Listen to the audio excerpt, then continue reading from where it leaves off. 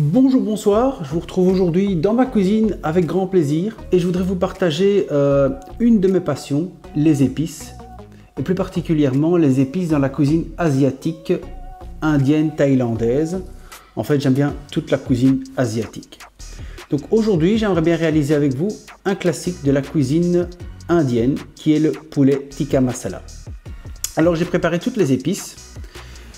Il y a deux phases. Il y a une première phase qui va être super simple. On va faire mariner nos cubes de poulet, nos cubes de filet de poulet, dans un sachet avec toutes les épices. Alors, il est vraiment conseillé de faire mariner le plus longtemps possible.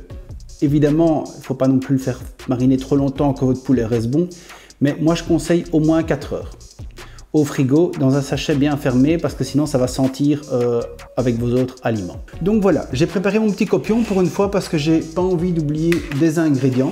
Pour la première phase, la première marinade, on va mettre une cuillère à café de tandoori masala barbecue. Ça c'est un peu mon astuce pour avoir un goût un peu plus relevé. Donc c'est du tandoori masala, donc c'est une épice un peu rouge.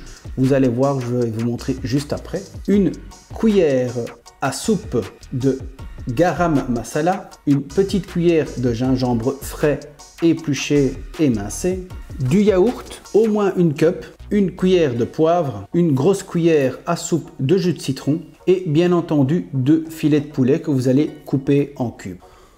Première étape de la recette, on va mettre notre poulet dans un sachet. Ensuite, ce poulet, on va y mettre toutes nos épices et notre jus de citron. Donc, on commence par le jus de citron. Et voici toutes nos épices. Donc le gingembre, le poivre,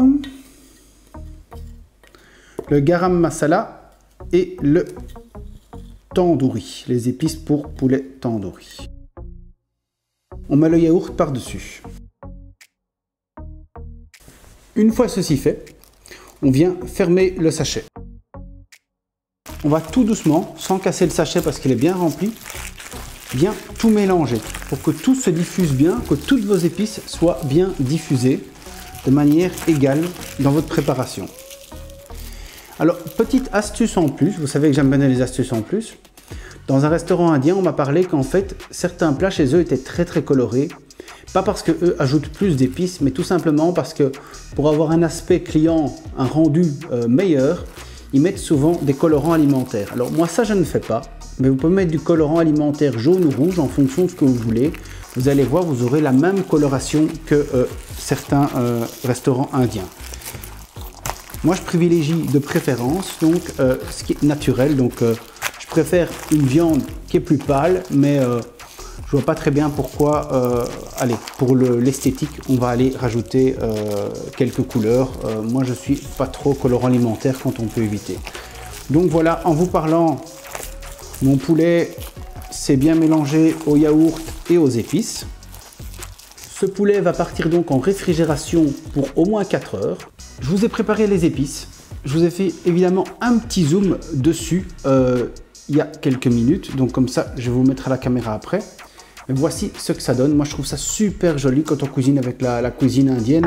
Rien qu'avec ces couleurs, moi, comme je disais au début de la vidéo, ça me donne envie de voyager, ça me fait voyager. Alors, à nouveau, pour rien oublier, comme il y en a quand même pas mal d'épices cette fois-ci, je vais prendre mon petit bloc-notes. Donc, pour commencer, vraiment, je pense que je ne l'ai pas encore dans cette vidéo. C'est un rappel qui me semble tout à fait, même pas nécessaire, en fait. Normalement, ça me semble évident.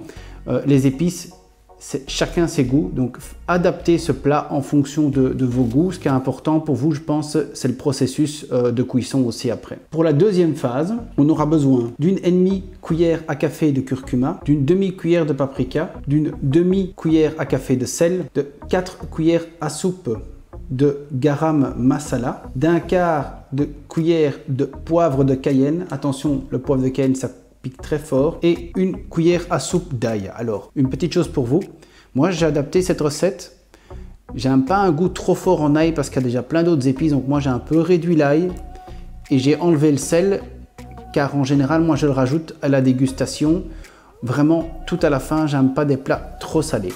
Donc ce que je vous ai donné comme liste d'épices, c'est la liste officielle on va dire, et moi j'ai adapté. Donc vous faites ce que vous voulez. Je vais quand même mettre le sel et l'ail en grande quantité dans la recette de base sur le blog. Mais à nouveau, voilà, moi je vous explique comment j'ai fait. Moi j'ai adapté en enlevant le sel au départ en tout cas. J'en rajouterai certainement un tout petit peu à la fin et j'ai réduit l'ail. Alors avant de passer derrière en cuisine, tant que j'ai facile à vous expliquer, comment est-ce qu'on va faire juste après? Juste après, première étape, on fait bien chauffer notre Instant Pot en mode sauté. Une fois que notre Instant Pot a bien chauffé, première étape, on fait revenir le poulet et sa marinade. C'est important, vous versez tout le sachet dans l'Instant Pot pour à peu près 5 minutes. Attention, c'est pas le but de cramer vos ingrédients, donc voyez un peu comment votre Instant Pot réagit. Il faut jouer entre le mode sauté, médium et mort. Donc le normal et le mort. Une fois ceci fait, on passe à la deuxième étape. Deuxième étape, très simple. Une fois qu'on a cancellé, donc on a annulé la cuisson à l'Instant Pot pour pas que ça brûle, on ajoute la pâte de tomate, la sauce tomate, comme vous voulez, et nos épices que j'ai détaillées juste avant. Une fois ceci fait, on va partir en mode manuel, pressure cook ou manuel pour d'autres appareils, ou cuisson sous pression pour encore d'autres appareils. Et on va partir en haute pression. Donc vous réglez sur high si ce n'est pas encore fait. Et pour la température, vous réglez sur le mode normal. Le temps, on va partir pour 9 minutes de cuisson sous pression. Donc 9 minutes, high pressure, température normale. Une fois ceci fait, on fait le quick release. Donc on ne fait pas de natural release. Donc on ne laisse pas l'appareil se dépressuriser progressivement tout seul. On procède directement au quick release. Toute dernière étape, on ajoute de la crème. Alors la crème, on dit à peu près une cup. Donc 200 ml, 250 ml. Et on va faire intégrer cette crème. On va la faire épaissir plus ou moins 3 minutes en mode sauté. Après ça, c'est fini. C'était la dernière étape. Vous pouvez déguster votre plat. Notre poulet a maintenant mariné à peu près 6 heures chez moi cette fois-ci. Et donc on va pouvoir maintenant programmer notre Instant Pot. On va le faire démarrer en mode sauté. Donc on va le faire démarrer en mode sauté normal. Car on n'a pas besoin d'une très forte puissance. On va faire revenir notre poulet 5 minutes. Donc comme j'ai dit tout à l'heure, on va faire revenir le poulet et sa marinade pendant 5 minutes, plus ou moins. On laisse l'Instant Pot chauffer. Et dès qu'il aura bien chauffé, on va mettre donc le poulet et sa marinade dedans. Comme sur l'Instant Pot, on n'a pas de niveau de température affiché. Moi, je mets toujours une petite cuillère d'huile dans le fond du pot.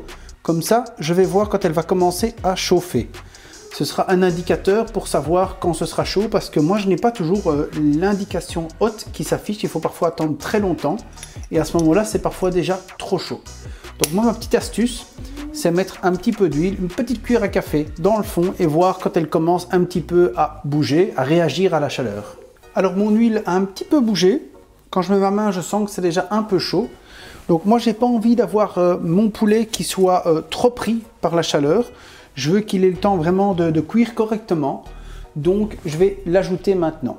Il ne faut pas oublier de mettre le poulet et sa marinade ensemble. Hein. Donc pas juste le poulet. Hein. Vraiment, on met tout le sachet qu'on avait préparé lors des premières étapes. Hein.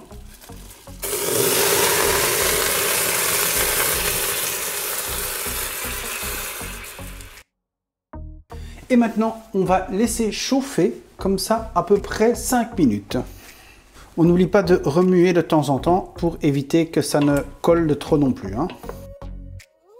Alors moi, en fin de saisie, je veux dire, en fin du mode sauté, j'enlève un petit peu le yaourt et les autres éléments de la marinade pour avoir un poulet quand même légèrement bien saisi quand même. Donc, je vais le remettre après, mais moi, c'est un petit peu mon astuce à moi. C'est que pour avoir donc un poulet qui est quand même bien saisi à l'extérieur, vers la fin, j'essaie de faire bien sauter mon poulet. Et donc pour ça, j'enlève quand même la marinade. Mais au tout début, je la laisse comme on préconise dans la plupart des recettes. Parce que sinon, vous aurez un poulet vraiment trop sec. Donc ici, ça commence vraiment à être une belle couleur. On va encore laisser saisir 2 minutes. Alors vraiment, notre poulet commence à bien se colorer. C'est dommage, je pense que vous ne voyez pas fort à la caméra parce que j'ai des lumières fort jaunes dans la cuisine. Donc je ne sais pas si vous voyez vraiment la différence avec le début. Mais ce qui est aussi génial, c'est qu'on a les odeurs. Donc comme je disais tantôt aussi, on a vraiment l'impression avec cette recette de voyager, d'être ailleurs le temps d'un repas. On sent toutes ces odeurs de l'Inde traverser la cuisine, c'est vraiment un régal. On va venir ajouter la pâte de tomate.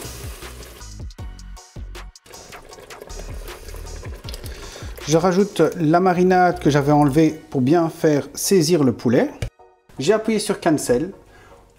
On a mis la pâte de tomate, la fin de la marinade et maintenant on ajoute les épices qu'on a préparées tout à l'heure.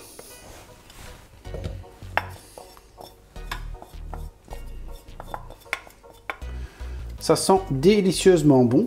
Et moi, j'ai pas pour habitude de trop brasser, de trop mélanger pour éviter que ça provoque des burns. Donc moi, je mélange jamais beaucoup. La chaleur va se répartir d'elle-même et tout va bien se répartir de par lui-même. Donc maintenant qu'on a mis nos épices, on ferme le couvercle. Le couvercle fermé, on va mettre Sealing et on vient programmer l'autocuiseur. Pour la programmation, si vous ne l'avez pas déjà fait, Cancel, Pressure Cook, vous allez sur High Pressure, température normale et vous programmez 9 minutes. Donc vous bougez les minutes comme ceci, donc 9 minutes. On laisse 10 secondes, on le laisse partir. Alors pour ceux qui ont l'habitude de me suivre, moi j'aime bien les repas complets. Donc ce que je vais vous proposer en complément de cette recette de poulet tikka masala, ce sont des naans maison. Je vais vous montrer tout de suite. Voici les pâtes qui ont été faites. Donc ces pâtes ont fait l'objet d'une autre vidéo. Je vous conseille vraiment de la voir. C'est une vidéo intéressante qui vous montre comment on utilise aussi le mode yogourt. Donc je vous invite à regarder l'autre vidéo. Je vous assure que déguster un tikka masala avec des naans fait maison, c'est un délice. Donc à nouveau, je vous invite à suivre l'autre vidéo. Je vais vous montrer comment faire. Pendant que notre tikka masala cuit, moi en parallèle, je vous fais l'autre vidéo. La cuisson est maintenant finie pour le tikka masala. On appuie sur Cancel. On fait le fameux venting.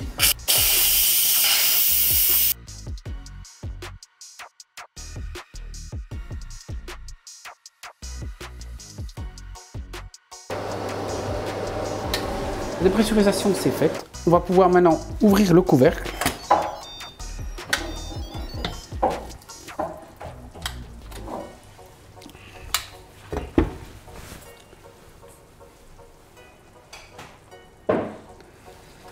Voilà, comme vous voyez, on a quand même quelque chose qui a bien rougi. Je vais vous montrer ça avec une spatule. Alors, ça a bien rougi et bien bruni. Alors, dans la recette de base, on nous propose en pas mal de sites d'ajouter de la crème. Alors, c'est ce que je vais faire. Moi, j'ai choisi de la crème très épaisse pour pas devoir ajouter trop de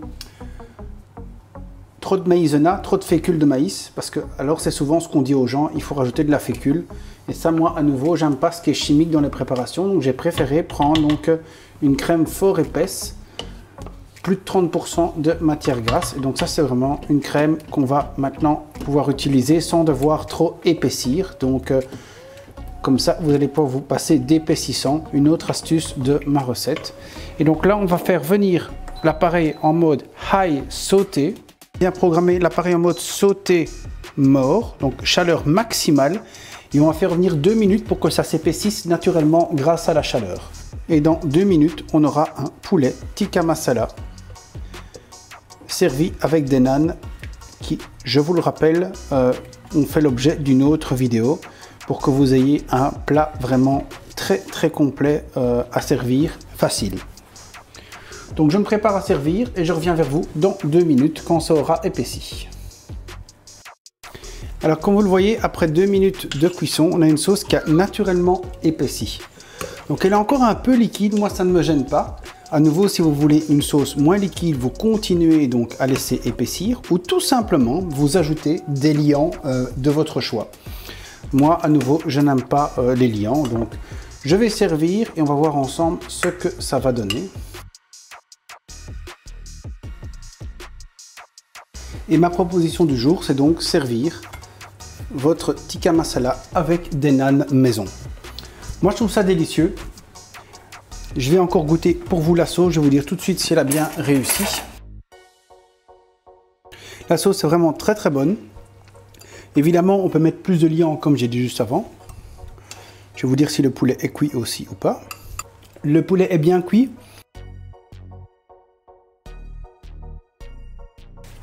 Les nanes sont vraiment bien cuits et viennent pondérer le goût des épices du tikka masala. Donc vraiment pour moi, la juste mesure, le juste équilibre. Voilà, de plus en plus j'essaye dans la mesure des moyens disponibles et comme je sais le faire de temps en temps, de vous dire au revoir face à face, de bien vous montrer face à la caméra ce que ça donne sous toutes les coutures. Donc voilà, on a un repas complet. Ce petit moment vidéo va clôturer 2 vidéos différentes. La vidéo du tikka masala, le poulet tikka masala, et la vidéo des nanes nature. En tout cas, moi je vous remercie beaucoup d'avoir suivi ces 2 vidéos donc. Je vous remercie beaucoup pour tous vos likes, vos commentaires, vos suivis et vos abonnements bien entendu. Je vous encourage à continuer comme ça. Merci d'avance aux nouveaux abonnés et toujours aux anciens de continuer à me suivre. Et je vous dis bye bye et à bientôt pour de nouvelles recettes. Bisous bisous.